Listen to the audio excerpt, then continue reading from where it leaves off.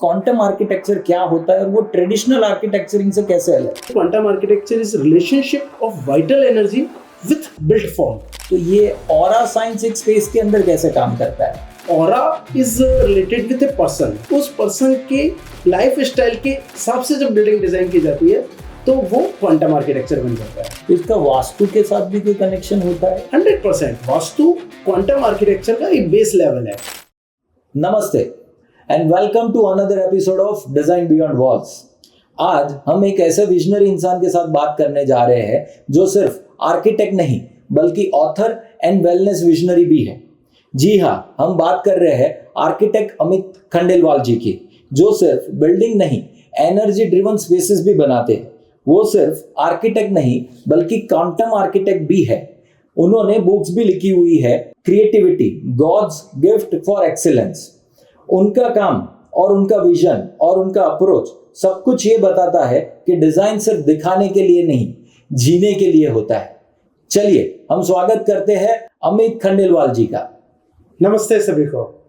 अमित जी, आप अपने बारे में हमारी ऑडियंस को क्या बताना चाहेंगे? मैं सिर्फ ये बताना चाहूंगा कि अमित अभी आप लोगों के साथ है और एक ऐसे डिस्कशन में है जो शायद किसी एक चीज को परिवर्तित कर सकता है आपके दिमाग में, आपकी सोच में और आपके विजन में।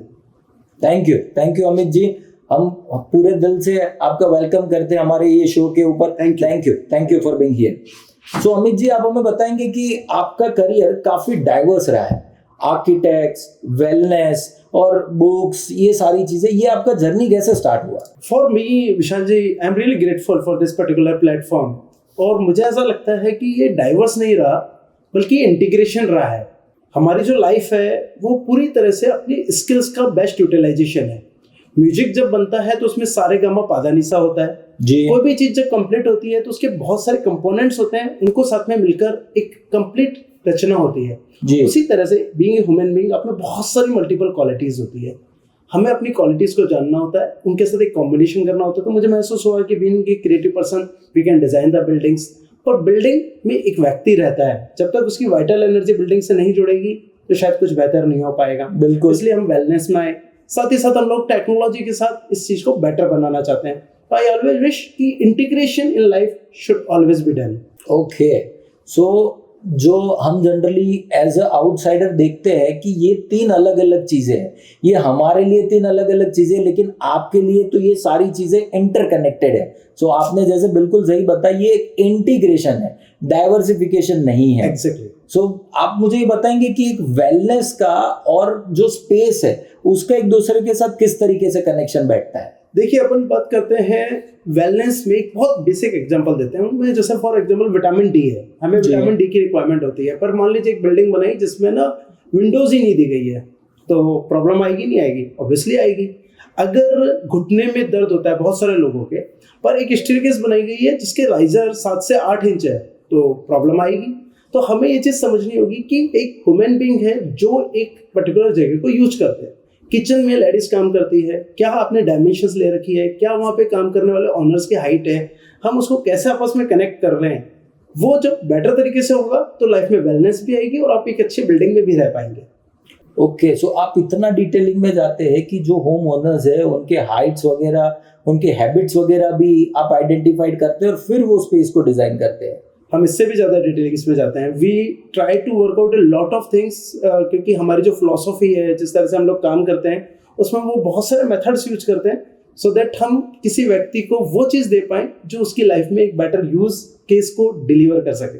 Very nice, very nice. So Amit ji, जैसे आपकी प्रोफाइल के अंदर क्वांटम आर्किटेक्चर है, सो क्या आप बताएंगे हमारी ऑडियंस को कि क्वांटम आर्किटेक्चर क्या होता है और वो ट्रेडिशनल आर्किटेक्चरिंग से कैसे अलग है? क्वांटम क्या होता है, सबसे पहले हमें ये समझना जरूरी है। Quantum is something the smallest part of anything, जो वो सारी क्वालिटीज रखता है जो उस पर्टिकुलर प्रोडक्ट में है। तो जब हम क्वांटम की बात करते हैं तो मान लीजिए मनी की दुनिया है, पैसे की दुनिया है, तो जो 1 रुपीस का सिक्का है वो मनी की दुनिया में क्वांटम हो सकता है। फॉर एग्जाम्पल 1 रुपीस में वो सारी क्वालिटीज जो मनी के अंदर होनी चाहिए, वो उसको एक्सचेंज किया जा सकता है, उससे कोई चीज खरीदी जा सकती है, उससे कोई काम किया जा सकता है। ऐसे ह्यूमन बीइंग में क्वांटम क्या हुआ, उसकी कोशिकाएं क्वांटम हुई। हम बोलते हैं ना रोम रोम खिल पड़ा। बिल्कुल, तो कहीं ना कहीं जब हम किसी चीज को बेटर बनाते हैं तो उससे सारी चीजों पर असर हो जाता है। यहाँ से चालू होता है क्वांटम एक्टिविज्म। मतलब क्या मैं ऐसा कुछ काम कर सकता हूँ जिससे किसी भी चीज का माइन्यूट लेवल पे चेंज हो, और जब बेसिक लेवल पे चेंज होगा तो पूरी चीज ज्यादा बेटर बन सकेगी। तो जब मैं क्वांटम आर्किटेक्चर में बात करता हूँ तो बेसिक लेवल क्या है मेरा, वाइटल एनर्जी।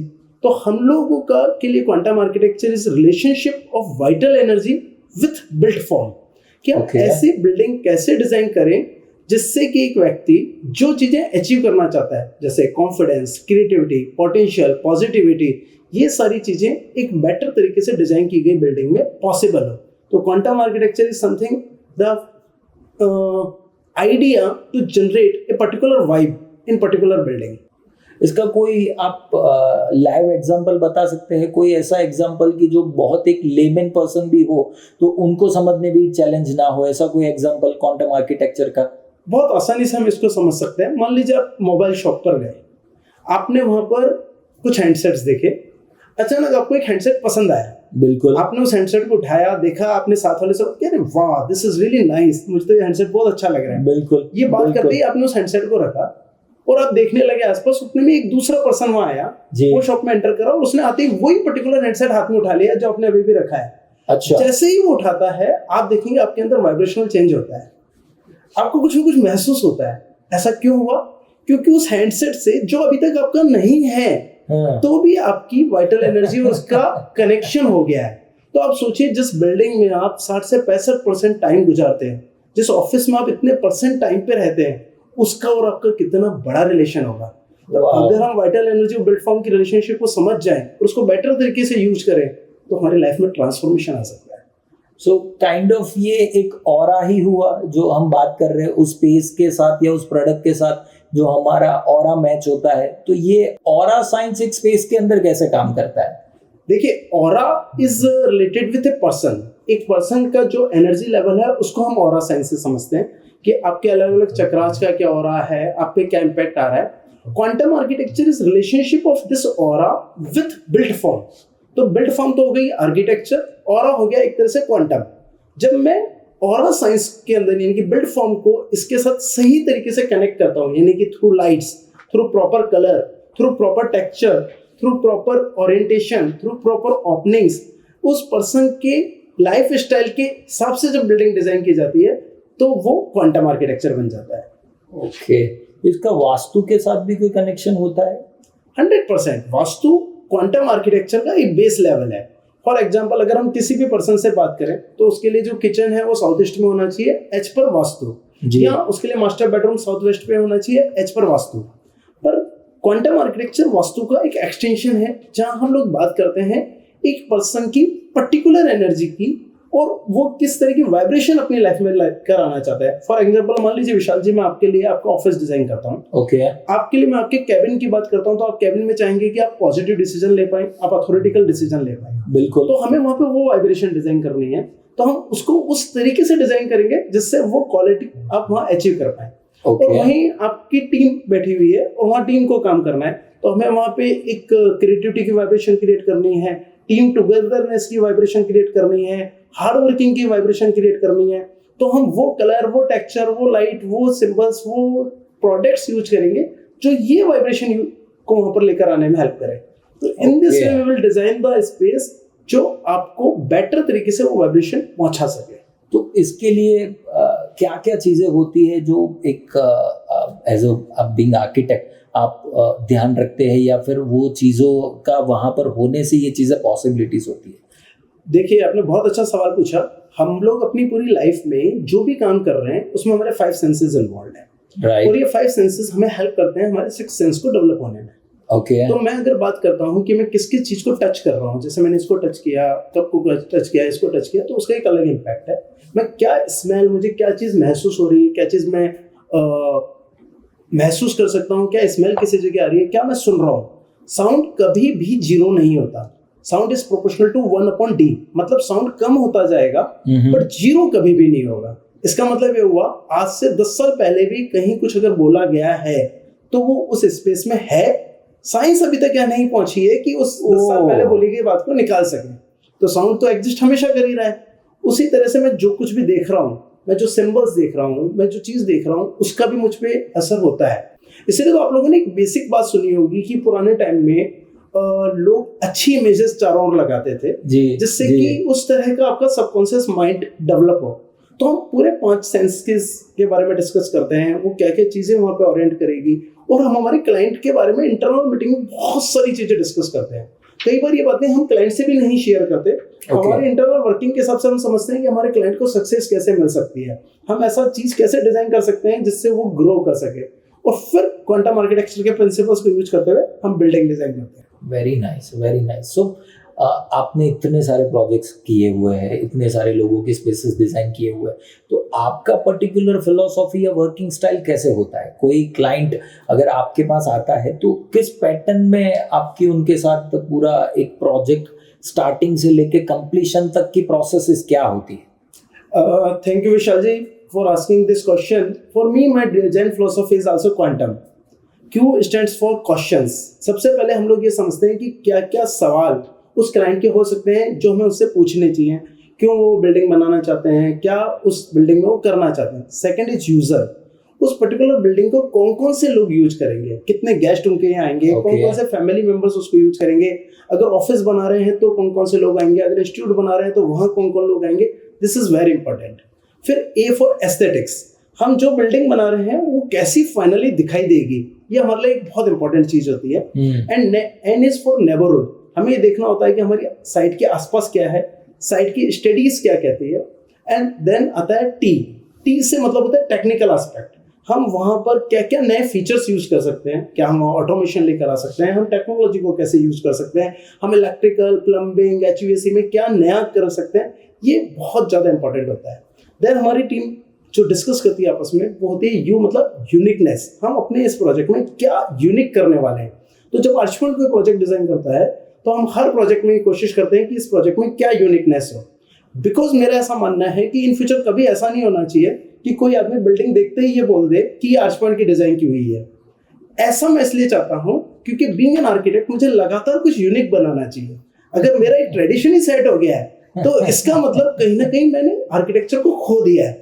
तो हम हर जगह पे यूनिकनेस लेकर आते हैं और इससे कंप्लीट होता है एम, दैट इज मास्टरपीस। जब आप एक डिजाइन फिलॉसफी फॉलो करते हो तो आप मास्टरपीस को प्रोड्यूस कर सकते हो।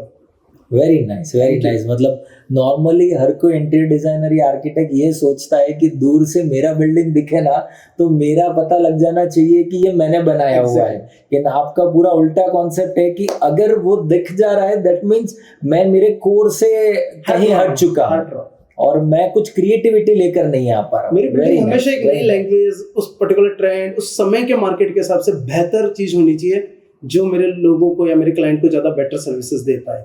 तो अमित जी, आपको क्या लगता है आज का जो ये फास्ट फॉरवर्ड टाइम है, बहुत जल्दी से ट्रेंड चेंज होते हैं, उसमें एक आर्किटेक्ट और एक आर्किटेक्चर दोनों का क्या रोल होता है? देखिए, मेरा मानना है बीइंग एन आर्किटेक्ट हमें हमेशा अपने आप पे ग्रेटफुल होना चाहिए, क्योंकि रोटी, कपड़ा, मकान, ये 3 मूलभूत आवश्यकता होती है किसी भी व्यक्ति की। बिल्कुल। और ईश्वर ने हमें योग्य बनाया है इन 3 मूलभूत आवश्यकताओं में से किसी एक पर काम करने के लिए। तो एज एन आर्किटेक्ट हमें ये कोशिश करनी चाहिए कि हम सिर्फ मकान नहीं बनाएं, हम घर बनाएं। यानी कि हमें सिर्फ हाउस नहीं, होम बनाना है। हमारी कोशिश होनी चाहिए कि हम सिर्फ इंस्टीट्यूशनल बिल्डिंग नहीं बनाएं, हम लर्निंग सेंटर में उसको बदलें, जहाँ जब स्टूडेंट्स जाएं तो उनको पढ़ने में मजा आए। हम सिर्फ होटल या रिजॉर्ट नहीं बनाएं, हम उसको एक रिट्रीट सेंटर की तरह डिजाइन करें, जहाँ जब गेस्ट आए तो वो ज़्यादा एनर्जी के साथ वापस अपनी जगह जब जाएं तो ज़्यादा अच्छा रिजल्ट दे सकें। तो जब भी हम कोई बिल्डिंग डिजाइन करें तो हमें उसको कैसे नेक्स्ट लेवल पे ले जा सकते हैं ये सोचना चाहिए। कैसे हमारे क्लाइंट की लाइफ ज़्यादा ईजी हो सकती है ये सोचना चाहिए, और हमेशा ग्रेटफुल रहना चाहिए कि ईश्वर ने हमें मौका दिया है एक बेहतर चीज़ डिजाइन कर भारत को अगले समय में विकसित भारत बनाने का और ग्लोबली अपनी आर्किटेक्चर की पहचान को पूरे वर्ल्ड में लेकर आ पाने का। तो उसमें पूरी कोशिश होनी चाहिए कि बीइंग एन आर्किटेक्ट हम हमारा बेस्ट इनपुट दें। वाह वाह अमित जी, आपकी ये सोच के साथ एकदम बहुत क्लियर हो जा रहा है कि हम सिर्फ एस्थेटिक के ऊपर फॉलो नहीं कर रहे हैं, या फिर ऐसा नहीं है कि ये चीज़ दूसरे नहीं बना रहे वैसी हमें बनानी है। हमारा एक विजन है उस स्पेस को बनाने पीछे का कि हम वो क्यों बना रहे हैं, हमारा वाई बहुत क्लियर है। सो मैं जिसके साथ कनेक्ट कर पा रहा हूँ कि हर बार कई बार ऐसा होता है कि क्लाइंट चीज़ों को नहीं समझता है, हमें विजन क्लियर होता है लेकिन क्लाइंट अपने कुछ विजन के साथ आया होता है। तो जब उसके साथ अलाइनमेंट नहीं होता है तो फिर आप कैसे उसको अलाइन कराते हैं, जो फिलॉसफी आपके थ्रू उन तक पहुंचनी चाहिए। जैसे आपने कहा कि हमारी ग्लोबल प्रेजेंस, हमारे आर्किटेक्चर की ग्लोबल प्रेजेंस क्रिएट हो, तो वो अलाइनमेंट कैसे आता है क्लाइंट के साथ? देखिए, बीइंग एन आर्किटेक्ट हम लोगों को कई बार ना एक ईगो होता है कि जो मैंने डिजाइन किया है वो का वही होना चाहिए, या क्लाइंट कहता है कि मुझे ऐसा चाहिए। आप कभी बीमार हुए, होपफुली हम सब हुए ही हैं, कभी ना कभी हमने हमारी तबीयत गड़बड़ हुई है। जब हम डॉक्टर के पास जाते हैं और डॉक्टर को अपनी प्रॉब्लम बताते हैं तो डॉक्टर आपको कोई ना कोई सॉल्यूशन बताता है। हम उनको बोलते हैं नहीं, हम ये चीज नहीं करना चाहते, हम ये करना चाहते हैं। अगर मान लीजिए आप ऐसा बोलते हैं तो डॉक्टर हमें एजुकेट करता है। तो being an architect it is very important कि हम अपने क्लाइंट को एजुकेट करें कि ये चीज क्यों सही है और क्यों नहीं है। अब ऐसे सोचिए कि कोई भी क्लाइंट अपनी बिल्डिंग तो खराब नहीं बनाना चाहेगा। बिल्कुल। प्रॉब्लम सिर्फ एजुकेशन की है, उसको वो चीज नहीं पता जो इस समय आपको पता है। और आपकी ये बहुत इंपॉर्टेंट रेस्पॉन्सिबिलिटी है कि उनको प्रॉपर तरीके से एजुकेट किया जाए सो दैट वो करना चाहे जो सही है। और सेकेंडली, अगर मान लीजिए क्लाइंट की ओपिनियन आपको ऐसी लग रही है कि जो आप सोच रहे हैं उससे ज्यादा बेटर है, तो आप अपने आप को एजुकेट कीजिए और उस चीज को बेटर बनाने की कोशिश कीजिए। ना क्लाइंट के लिए काम कीजिए, ना खुद के लिए काम कीजिए, प्रोजेक्ट के लिए काम कीजिए। जब हम प्रोजेक्ट के लिए काम करते हैं, उसको बेटर बनाते हैं, तो फाइनली सबको बेनिफिट होता है। Very nice, very nice. It is very clear vision related to project also, कि हमें खुद के लिए नहीं, क्लाइंट के लिए नहीं, लेकिन जो स्पेस डिजाइन कर रहे हैं उसका विजन क्या है उसके लिए काम करना है। और उसके लिए कहीं ना कहीं टेक्नोलॉजी का भी इन्वॉल्वमेंट आता ही होगा। तो आपका क्या मानना है, एक आज के जो मॉडर्न हाउसेज है या मॉडर्न स्पेसिस है उसके अंदर टेक्नोलॉजी का क्या रोल होता है? देखिए, फॉर मी टेक्नोलॉजी बहुत इंपॉर्टेंट रोल प्ले करती है हमारी लाइफ की सभी डायमेंशन में। कई बार हम लोग ऐसा सोचते हैं कि टेक्नोलॉजी हमारी लाइफ को पहले से पीछे लेकर जा रही है, या हम पुरानी जो लाइफ स्टाइल थी उसको मिस कर रहे हैं। पर वहीं दूसरी तरफ देखा जाए तो टेक्नोलॉजी आपको सपोर्ट करती है आपकी लाइफ की हर डायमेंशन में बेटर बनाने के लिए। एक छोटा सा एग्जांपल लेते हैं हम लोग। जैसे हम लोग नॉर्मली सोचते हैं ऑटोमेशन हमें लेजी बनाएगा, पर मैं आपको एक इस मिथ को ब्रेक करते हैं। ऑटोमेशन आपकी लाइफ को कैसे बेटर कर सकता है? अगर मान लीजिए आप ऑटोमेशन को यूज करते हैं आपके स्लीप साइकिल के लिए, कि नाइट में ये मोड हो जाए और मुझे सोने का टाइम हो गया, मैं सोने जा सकूं। मॉर्निंग में ये मोड हो जाए जिससे मैं सुबह टाइम पे उठ सकूं। मैं जब मेडिटेशन करूं या जब मैं पूजा करूं तब ये मोड रहे। तो वही ऑटोमेशन जिसको हम सोच रहे थे कि हमारी वेलनेस के लिए या हमारी हेल्थ के लिए नेगेटिव हो सकता है, वही हमारे लिए पॉजिटिव भी हो सकता है।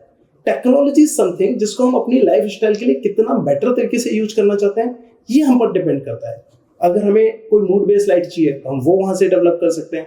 अगर हम टेक्नोलॉजी में वाटर हार्वेस्टिंग या इलेक्ट्रिकल टेक्नोलॉजी या एसटीपी प्लांट या इस तरह की चीजों पर बात करते हैं, तो अगेन इनमें जब बेटर टेक्नोलॉजी आती है तो बिल्डिंग को सस्टेनेबल बनाना ज्यादा आसान होता है। तो किसी भी पैरामीटर में जब हम टेक्नोलॉजी को सही तरीके से यूज करते हैं तो लाइफ पहले से बेटर होती है, लाइफ पहले से ईजी होती है और ज्यादा बेहतर तरीके से हम काम कर सकते हैं। और बिलीव मी, अगर हम सतयुग की बात करें तो टेक्नोलॉजी उस समय आज से ज्यादा थी। और आप में से जिन जिन ने रामायण की बात करी होगी, देखा होगा कि कैसे कोई व्यक्ति किसी को कहीं लेके गया तो किस तरह के विमान यूज किए गए थे, किस तरह के हथियार होते थे कि सिर्फ मंत्र बोलकर वो उसको यूज कर लेते थे। लॉर्ड कृष्णा के टाइम पे टेक्नोलॉजी बहुत हाई लेवल पर थी, तभी तो उन्होंने बहुत सारी चीजें अपने सिर्फ चक्र से कर दी। तो हमें ये बात समझनी होगी कि टेक्नोलॉजी अभी बढ़ नहीं रही है, बल्कि अभी तो हमें बहुत कुछ रिवाइव करना है, अभी तो हमें बहुत कुछ ढूंढना है, अभी तो रिसर्च चालू हुई है। और जब हम इसके साथ चलेंगे तो बहुत बेटर रिजल्ट्स लेकर आ पाएंगे। ये एक मिथ है कि ऑटोमेशन से वो लेजी हो जाते हैं और उनके जो डेली रूटीन की चीज़ें हैं, जैसे सोफे से या बेड से खड़े होना और स्विचेस ऑपरेट करना, वो बंद हो जाएगा बिकॉज ऑफ ऑटोमेशन। तो ये being founder of white line, मेरे पास हमेशा एक क्वेश्चन आता है कि आप तो हमें लेजी कर रहे हो, तो आप ऐसा क्यों कर रहे हो? तो मैं उनको हमेशा ये काउंटर करता हूँ कि क्या आप इतने सालों से स्विचेस नॉर्मल तरीके से जो यूज़ कर रहे हैं बेड से खड़े होके या सोफे से खड़े होके, उससे आप हेल्दी हो गए क्या? सही बात है। So it is not about कि आप उनसे आपकी लाइफ के अंदर फिटनेस या कुछ वगैरह लेके आ रहे हैं। इट्स ऑल अबाउट दैट कि आप जो छोटी छोटी चीजें हैं जो एक सिस्टम आपके लिए कर सकता है, उस पे आप अपना इन्वॉल्वमेंट क्यों डालें। आप जैसे दिन के अंदर आपके पूरे घर को मिनिमम 4 से 5 बार सेट करते हैं।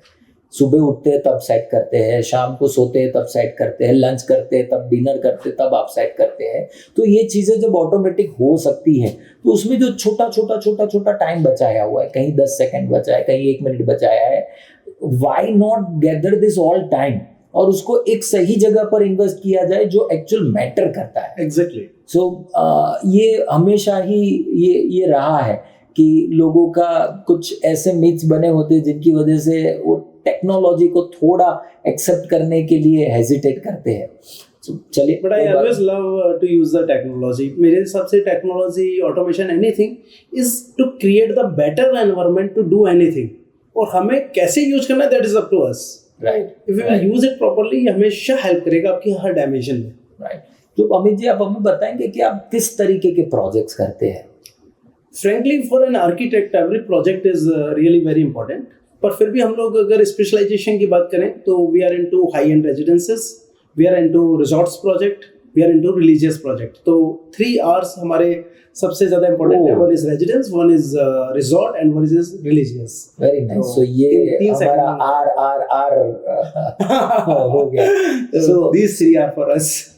सो ये आपने 3 अलग अलग तरीके की स्पेसेस बताई, जैसे एक रेजिडेंशियल अलग हो गया, रिजॉर्ट अलग हो गया और आपका रिलीजियस अलग हो गया। ये तीनों ही एक अलग तरीके की ही स्पेसेस है। सो उसमें आप किस तरीके से वो स्पेसिफिक जो प्रीमाइसेस है उसके लिए अलग अलग चीज़ें चाहिए होती, तो वो आप कैसे मैनेज करते हैं? देखिए, मेरे लिए ये तीनों चीज़ें क्यों इंटरेस्टिंग है, क्योंकि रेजिडेंस वो जगह होती है जहाँ मेरे क्लाइंट सबसे ज़्यादा समय स्पेंड करते हैं।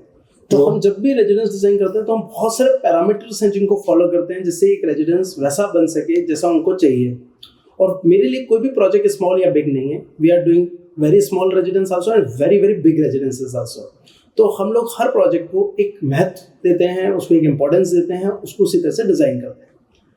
सेकंड जो रिजॉर्ट है वो कैटेगरी मुझे इसलिए इंटरेस्टिंग लगती है क्योंकि वहाँ कई लोग आते हैं और सिर्फ 2 दिन के लिए, 3 दिन के लिए या 1 नाइट के लिए टाइम स्पेंड करना चाहते हैं। तो यहाँ मेरे लिए इंटरेस्टिंग चैलेंज होता है कि मुझे बहुत सारे गेस्ट, बहुत सारे लोगों के थॉट प्रोसेस को सीखना है, उस एरिया की टूरिज्म इंडस्ट्री को समझना है, कैसे मैं नई चीज़ अपने रिजॉर्ट्स के प्रोजेक्ट में लेके आ सकता हूँ। और हम हर बार कोशिश करते हैं कि हमारी हर नई रिजॉर्ट एक डिफरेंट तरीके से डिजाइन हो, डिफरेंट तरह के कंसेप्ट वहाँ पर हम लेकर आ पाएँ और डिफरेंट तरीके से उसको हम अपलिफ्ट कर पाएँ। तो इस तरह से हम अपने हर रिजॉर्ट के प्रोजेक्ट को एक नई लैंग्वेज देते हैं और उसको बेटर बनाने की कोशिश करते हैं। रिलीजियस प्रोजेक्ट अगेन इसलिए इंपॉर्टेंट हो जाते हैं क्योंकि कई लोग वहाँ सिर्फ 5 मिनट के लिए आते हैं, कई लोग वहाँ 2-2 घंटे के लिए रुकते हैं, कई लोग 2 दिन के लिए रुकते हैं। तो यहाँ मुझे ये सेट करना होता है कि एक व्यक्ति अगर मेरी बिल्डिंग में 5 मिनट के लिए आया है तो क्या वो कनेक्शन महसूस कर पा रहा है। तो 3 तरह से टाइम डिफरेंस को मैंने लिया, उसके साथ ह्यूमन बीइंग को स्टडी करना मेरे लिए आसान हुआ।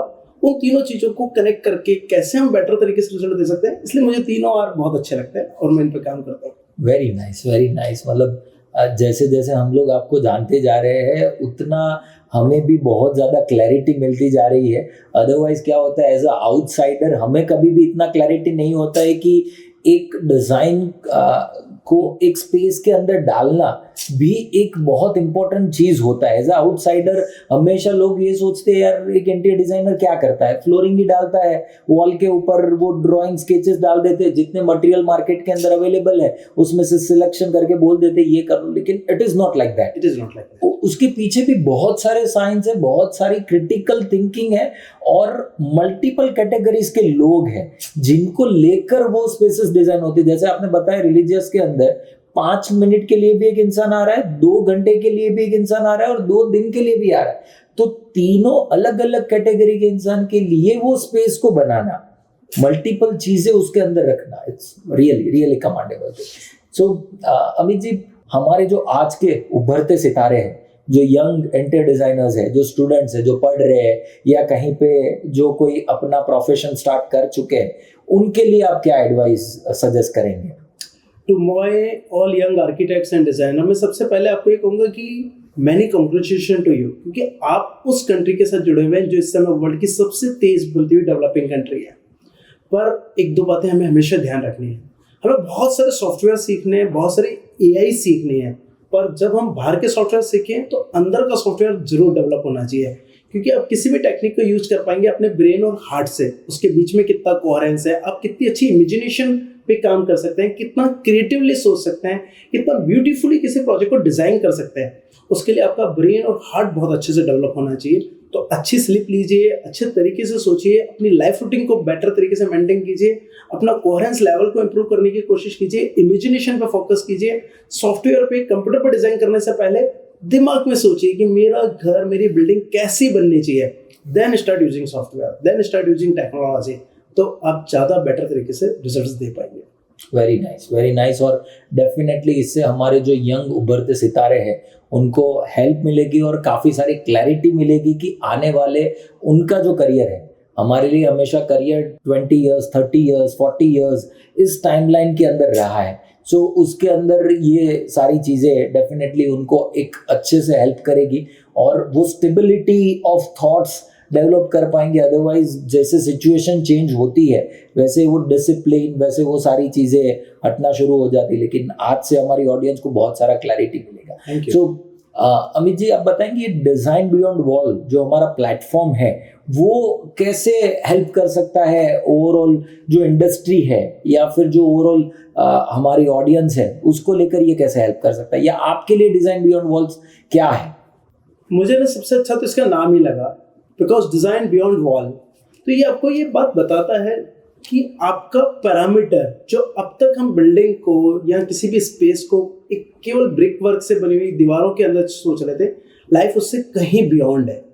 तो जब हम डिज़ाइन करते हैं, जब हम उसको यूज करते हैं स्पेस को, जब हम टेक्निकली किसी जगह के ऊपर अपना कोई काम कर रहे होते हैं, या हम उस बिल्डिंग को सस्टेनेबल बनाने की बात करते हैं, कुछ भी काम हम करें वो बहुत सारी दूसरी चीज़ों के, बहुत सारी दूसरी एस्पेक्ट को साथ में लेकर चलता है, जहाँ डिज़ाइन बियॉन्ड वॉल आता है। चाहे वहाँ ऑरा साइंस की बात करें, चाहे वास्तु की बात करें, चाहे फेंग शुई की बात करें, चाहे क्वांटम आर्किटेक्चर की बात करें, चाहे ह्यूमन बीइंग की बात करें, चाहे कैसे स्पेसेस यूज होनी चाहिए उसके बारे में बात करें, चाहे लाइट की बात करें, टेक्सचर की बात करें, कलर की बात करें, हर चीज़ की मल्टीपल डायमेंशन होती है।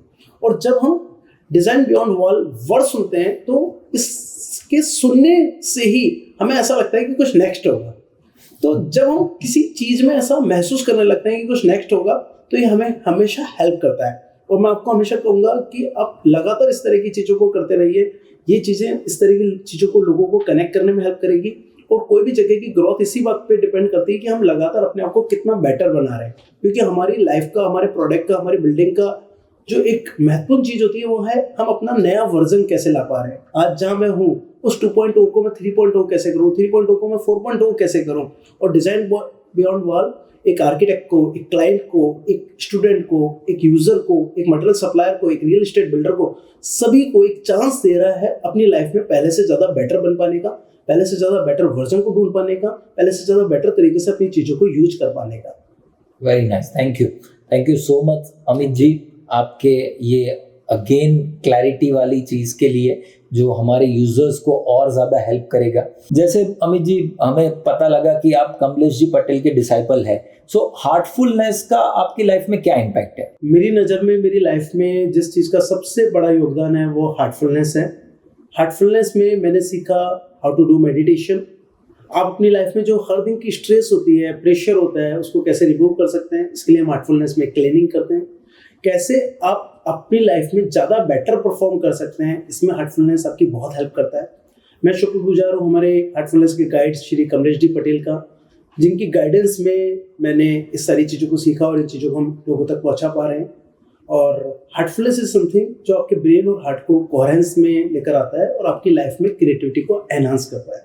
I am really thankful to be the part of Heartfulness organisation.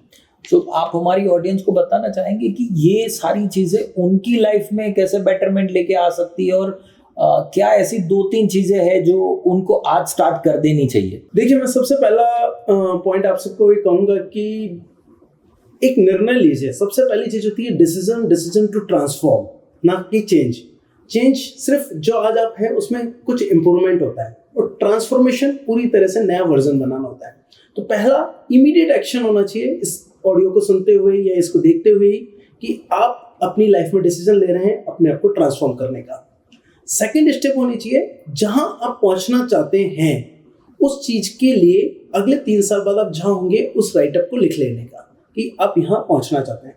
Third होती है अपने ब्रेन और हार्ट को बेटर बनाने के लिए हार्टफुलनेस जैसी ऑर्गेनाइजेशंस को ज्वाइन करना, उस तरह की चीज़ों को करना और साथ ही साथ वो सब सॉफ्ट स्किल्स में वर्किंग करना चालू करना जो आपको वहाँ तक पहुँचाएगी, और पैरेलली उन हार्ड स्किल्स को लिखना जो आपको वहाँ तक पहुँचा पाएगी, और उसके लिए एक रूटीन चार्ट बनाना। जब आप 3-3 महीने के प्लान में इस तरह के चार्ट बनाते हैं तो आप अपना एक गोल बना सकते हैं और शॉर्ट टर्म गोल्स और लॉन्ग टर्म गोल्स के साथ आप अपने लाइफ में किसी भी टारगेट को अचीव कर सकते हैं। तो इसके लिए जितना मैं समझ पा रहा हूँ अमित जी, डिसिप्लिन बहुत इंपॉर्टेंट चीज़ होगी। डिसिप्लिन के बिना ये हो नहीं पाएगा। तो नॉर्मली सब लोगों का यही होता है कि डिसिप्लिन डेवलप नहीं हो पाता है। तो डिसिप्लिन डेवलप करने के लिए क्या करना चाहिए कोई भी इंसान को? मैं अपनी लाइफ में बहुत सारी चीज़ों में रेगुलरली इरेगुलर रहा हूँ, तो इट शोज कि डिसिप्लिन मेरी लाइफ में बहुत सारी जगह से मिसिंग है, ऐसा कोई भी व्यक्ति मान सकता है।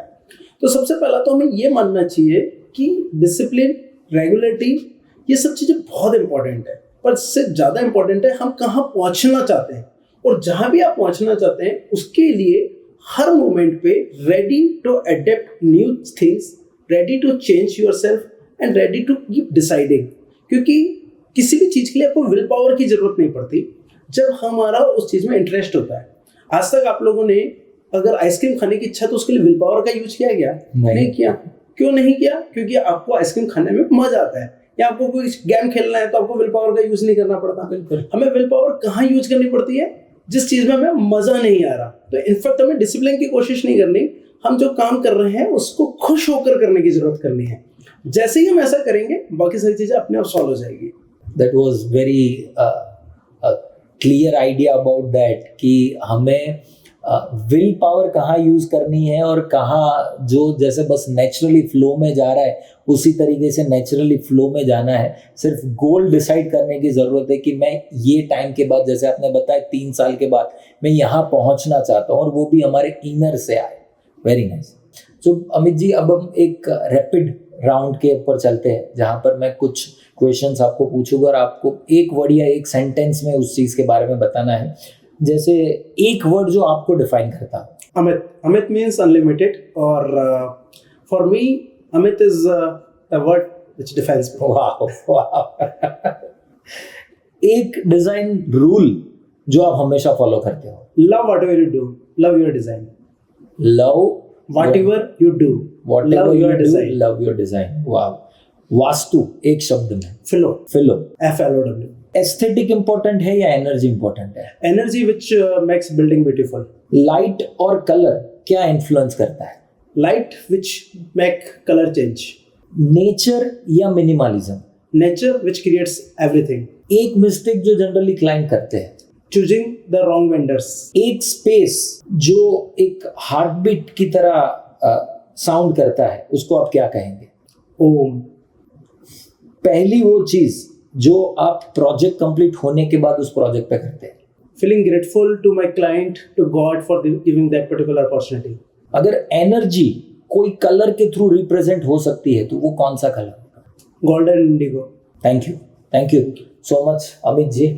आज हमने ये एपिसोड के अंदर अमित जी से बहुत सारी चीजें सीखी है, जानी है, समझी है, और इस चीज के लिए हमारा प्लेटफॉर्म ऑनर फील करता है कि अमित जी आज हमारे प्लेटफॉर्म पे है। And thank you so much Amit ji, आपने आज समय निकाल के हमारे प्लेटफॉर्म पे आके हमारी पूरी ऑडियंस को ये सारा क्लैरिटी दिया, और इससे आज हमारी ऑडियंस कुछ अपनी लाइफ में बेहतर बन पाएंगे। जैसे आपने बताया कि मैं 2.0, 3.0, 4.0 कैसे बन सकता हूँ। हमारी हर ऑडियंस अब से ये सोचेंगे कि वो अपने 2.0, 3.0, 4.0 कैसे बन सकते हैं। Thank you so much Amit. Thank you Vishal ji, thank you for giving chance to comment here. और डिजाइन बियॉन्ड वॉल्स का भी मैं और पूरी टीम का बहुत शुक्रिया अदा करता हूँ जिन्होंने इस पूरे पॉडकास्ट को बनाने में हेल्प की। और आई होप कि आपके साथ जुड़े हुए लोगों में या आप सबके फ्रेंड सर्किल में जिन भी लोगों को इस पॉडकास्ट से अगर 1% भी बेनिफिट होता है तो मुझे उम्मीद है कि इसका उद्देश्य सफल होगा। Thank you.